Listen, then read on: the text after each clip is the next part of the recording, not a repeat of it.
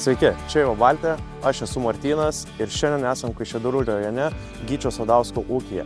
Eikime pasižiūrėti, kaip jiems sekasi dirbti su mūsų pašarų ruošimo technika.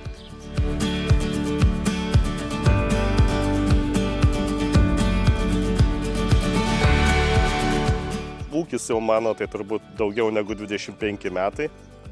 O tėvai dar kolūkiai, buvo antras pažymėjimas Lietuvoje ūkininko, tai aš jau turiu tėvų patirtį, bet aš moksliukas, aš sakiau, niekada nebūsiu ūkininkas, niekada negrįšiu į kaimą, aš geriau baigiau miškininkystę, bet va taip kaip susiklostė, o brolis ir traktorių vairavo, ir jam technika patiko, žemę padovanojo. Labą dieną, dabar aš vienas ūkininkas, o jie visi miestiečiai. Sūnus, žmona, kitas sūnus taip pat irgi jau pradeda, o vyresnėlis tai puikiai ūkininkauja, puikiai dirba ir valdo techniką geriau negu aš. Džiaugiuosi dėl to. Aišku, jam su gyvuliukais nelabai ten didelio, bet su technika tai taip, kaip ir visam turbūt jaunimui. Ir kuo turbūt daugiau technologijų, tuo jam patogiau ir geriau dirbti. Mūsų ūkis tai iš tikrųjų mėsinės veisininkystės ūkis, šarolė veislė. Kažkada būta Danijai pamatyta ir norėjom įsigyti ir patiko. Dėl jų turbūt dydžio, ramumo ir pačio grožio ir dabar į jokią kitą nekeistume, nors išbandėm dar ir limuzinų veislę. Tai va, o dabar likom prie daugiau veislininkystės ir auginam 100 mamų. Stengiamės turėti pridėtinę vertę iš ūkio, tai kaip veislinę medžiagą parduoti, tai ir telyčios, ir buliukai lygiai taip pat yra vertinami, atliekami visi ten tie reikalingi procesai, kad jis įgautų didesnę vertę. Ir pašarus ruošiamės patys, taip pat reikalingi kokybiški, geri pašarai, didžioji dalis į užsienį išvažiuoja. Ta pati Vokietija, Kazachstanas, Ukraina, nežinau kokios šalys, visur Čekija, Estija, Latvija. Čia galim vardinti, tiesiog yra, kur reikalinga gera genetinė medžiaga, ten ir išvažiuoja. Dirbame šeima ir didžiulė pagarba turim gyvuliukam ir mes turim net nuotraukas ir mūsų nukabinėta nuotraukom. Tiesiog yra prisirišimas didžiulis prie gyvulių ir jie yra ne taip, kad kažkoks produktas. Tai yra dalis mūsų gyvenimo. Greičiausia taip. Ir santykiai, ir sakau, reikia nuvažiuoti ir juos visus reikia pakasyti, paglostyti. Čia tokie paskui prisirišimai, sunku paskui atsisveikinti, lygiai taip pat jie turi vardus. Kiekvienas, ir sakau, ir aišku, ne kiekvienas yra glausus, bet šiaip yra, daugiau negu gyvuliukai arba gyvuliai tiesiog. Reikia patirti savo kailiu ir paskui žmonės perka iš ūkio gyvuliukus, tu kalbi porą valandų, kaip reikia daryti teisingai. Visus procesus, kad galų gale tu džiaugtumės į tai, ką nusipirkai, ką įgyjai ir paskui tavo ūkininkavimas lygiai taip pat turėtų gerų rezultatų. Visų pirma, pradedi nuo sėjomainų ir žolių, kuriuos pats maišai sėji, nuo to pradedama kokybė. Žinant, darom tyrimus žemės ir žinom, kas auga ir būtent kokių reikia elementų skirtingų tarpsnių gyvuliukam. Pradedam nuo to, o reikalinga kokybė suspaudimo, greitis, parvežimo, ten visi kiti dalykai, kur reikalinga technika ir būtent tokie sprendimai, kad laiku ir kokybiškai nupjauta, supresuota. Tada rezultatai, šėrimo geriausi. Ir matai rezultatus ant gyvuliukų. Tai tiesiog čia mes, sakau, neinvestuojam į pastatus, į kažką, bet mums šienavimo, pašarų ruošimo technika pašarai yra numeris 1. Tai šitie mėsiniam nėra taip aktualu, kaip pavyzdžiui, žmogui, kad ten komforto sąlygos būtų jau ten tvartai ir kažkas, tai jie turi mocionus, jie visus metus laisvai vaikšto, niekur nėra uždaryti, bet jie labai mėgsta pavalgyti skaniai. Tai nuo to reikalinga gera technika ir geri kokybiški žoliniai pašarai, paruošti laiku. Šiuo metu, tai sakau, turim vartytuvą, grėblį ir presą. Presas kombinuotas. Pirmas atsiradęs vartytuvas, jis jau dirba turbūt koks 5 ar 6 berods. Puikiai dirba, jokių gedimų nėra, tikrai pasiteisinęs pirkinys, nes mes iš vis vytinam žolę ir važiuojam su vartytuvu iš karto po šienavimo, kad ją pakelti, kad neliktų nei žemių, nei nieko, jis puikiai kopijuoja paviršių. Ir sakau, tai seniausiai dirbantis ir tikrai plaušintuvo dar kol kas aš nesuprantu, kai, pavyzdžiui, prie šienapjovės šito daikto, o vartytuvas tai būtinas. Ir mes jį įsigijom, tai džiaugiamės tikrai daiktų ir jis pateisino lūkesčius visiškai. O grėblys su presu atvažiavo tuo pačiu, buvo projektas, irgi lygiai taip pat puikiai, vienodai skaičiuoja sezonus, 4 berods jau. Ir vienam, ir kitam, ir lygiai taip pat puikiai dirba, kokybiškai. Fenrotana ritinių presai yra sukurti užtikrinti dideliam ir našiam šieno, šiaudų bei siluso presavimui. Galima dirbti prie sunkių ir prie lengvesnių sąlygų, dėl to galim pritaikyti ir didesniem ir mažesniem ūkiam. Ritiniai gali būti presuojami nuo 70 iki 1,80 m pločio.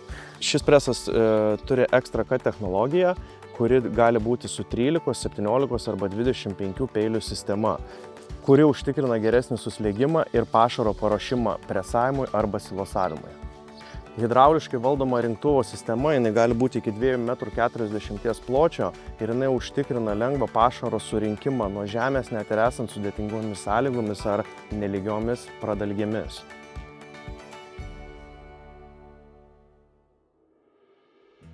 Pastovios arba kintamos kameros technologija leidžia jums pasirinkti arba naudoti maksimalų našumą ir paprastumą, arba daryti ritinius pagal jūsų norimą dydį, priklausomai nuo jūsų šėrimo technologijos. Rotana kombi modeliai turi integruotą apvyniojimo sistemą, kada galima naudoti presą vienu metu ir presuojant, ir vyniojant ruloną. Ką tai reiškia? Tai jūs gaunate našesnį ir efektyvesnį darbą, taupot laiką ir mažinat savo technikos poreikį ūkyje. Sudomino šitas presas, susisiekite su manim ar savo regiono vadybininku ir į Vabaltį jums tikrai padės įsigyti. Ieškojau diržinio preso su kintama kamera, dėl to, kad visi skaičiuojam. Tankis rulono visai kitoks ir dydį gali pagal šėrimus reguliuotis, būtent pagal šėrimo sistemą reguliuojasi rulono dydį. Tai vėlgi buvo geras tankis, vienodas lygus rulono dydis ir esmė tokia, kad visur tada sutaupai. Tinkliukas ir plevelė. Ir paskui parvežimas iš laukų lygiai taip pat. Ar jis bus ten sveriantis 200, ar tankis bus toks didelis, kad jis sver 600. Ir tu vieną ruloną padarysi, kai su senu presu būdavo 3 į tą patį. Tai vat ir pasirinkimas. Kokybė, pjausniai lygus, sakau, tai va čia ir toks pasirinkimas buvo. Buvo tikrai tarp kombinuotų, kad nereiktų dar vieno žmogaus ir traktoriaus dar su vyniotuvu važinėti. O vienintelė sąlyga, kad jis galėtų presuoti drėgną žolę. Ne šlapę, bet drėgną, nes anksčiau tai diržai buvo nelabai, bet šitas puikiai. Tai turbūt, kad ir pienėm lygiai taip pat, tik tai aišku, kokia yra šėrimo sistema, tai jeigu yra dalytuvai, tai vėlgi reikia galbūt tuos pjausnius daryti siauresnius, aš nežinau, bet čia yra tiesiog galvijas pats ėdžiose, kada nori, tada ėda, čia nėra tokio, kad kažkada išdalini kaip pašarų stalas, jie visada ir jie renkasi tiesiog. Kiekvieną dieną jie turi pasirinkimą, visada ėdžios yra pilnos ir jie turi pasirinkimą ir tiesiog jam ir negali būti, jis turi rinktis ir turi įsipešinėti, negali būti pjausniai mažesni, nes realiai reikalingas, kad ir prieskrandis dirbtų pas gyvulius. Čia ta tokia technologija. Nes jeigu jau tiek metų dirba ir puikiai dirba ir jūs atvažiuoja, tai manau, kad kitaip nebūtų, jeigu sakyčiau, kad jis blogas. Jis neturi gedimų, dirba našiai, mes sakau, tiesiog tai, ką darydavom 2 dienas, mes padarom per pusdienį su šita technika. Tai vat ir skirtumas yra. Tada ir orai nėra tokie aktualūs, čia greitis, kokybė. servisas tai sureagavo, vieną kartą net ir sekmadienį atvažiavo, kai sustojo laukuose, ten aišku buvo ten turbūt gal gamyklinio biškį broko, bet jis aišku išlindo, bet ir atvažiavo ir sekmadienį ir pakonsultavo ir sutvarkė. Tiesiog servisas greitai reaguoja, nėra jokių tokių, kad ryt po ryt atvažiuosim, tiesiog derina greitai. Šiuo atveju labai gerai, viskas tvarkoja, technika dirba, technika kokybiška, tada mažiau reikia ir serviso, ir dalių. Ir tada gal mažiau ir su šitais tenka susidurti, o su vadybininku dažnai pasikalbam. Tai mano ūkio svajonė, tai aišku, kad turbūt ir laikyti šią kryptį, turbūt mėsinių galvijų, ir kažkokių tokių, kad sakyt svajonė daiktas, tai turbūt tai nėra tikra svajonė. Kaip ir sakė Martynas, dabar trūksta Fendo traktoriaus, bet pasakyti, ar tai svajonė, man svajonė yra tai, ką mes sukūrėm. Su žmona, dabar ir vaikai, mes turim šeimos ūkį, kuriuo didžiuojamės, dirbam taip, kaip norime ir tikrai nieko nekeistumėm. Nei didint planuojam, iš tikrųjų radom tokį optimalų dydį šiai dienai, kai mes iš to gyvenam ir galim džiaugtis. Galim džiaugtis aplinką, tiesiog gražioje vietoje gyvename, laukais, gyvuliukais, viskuo, kas aplinkui supa, tai tuo ir džiaugiamės.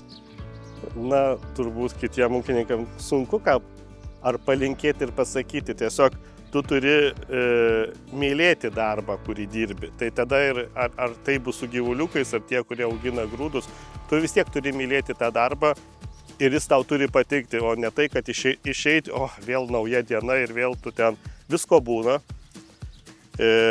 Aišku, turbūt, greičiausiai investuoti į technologijas. Jeigu tu nori būti kažkur toliau negu arba pirmiau, tai tu turi investuoti į technologijas. Jos ir kūriamos šiai dienai žemės ūkyje, jų yra ir jos tobulėja.